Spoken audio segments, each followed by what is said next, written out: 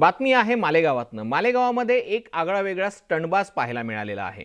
मुंबई महामार्गावरती 40गाव फाटा ते सायने दरम्यान एका तरुणानं बाईकवरती जीवघेणी स्टंटबाजी केल्याचा व्हिडिओ व्हायरल झालेला आहे।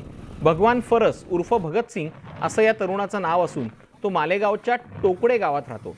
मोटरसायकलला दोन्ही बाजूला दुधाचे कॅन ठेवून आणि छत्रपती शिवाजी महाराजांचं चित्र असलेला भगवा ध्वज घेऊन तरुणानं ही जीवघेणी स्टंटबाजी केलेली आहे।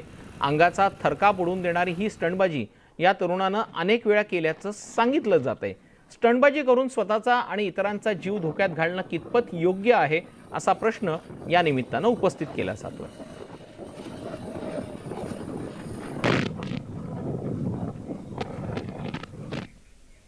आता बातमी आहे वर्ध्यातनं। वर्धेकरांना सतवणारी ही बातमी आहे, कारण की वाहन तोडफोडीचं लोण मुंबई पुण्यानंतर आता वर्ध्यातही पोहोचलेलं आहे।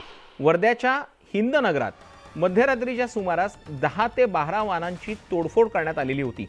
3 जणांनी या वाहनांची तोडफोड करत परिसरात दहशत माजवण्याचा प्रयत्न केला, त्यामुळे नागरिकांमध्ये भीतीचं वातावरण निर्माण झालेलं आहे।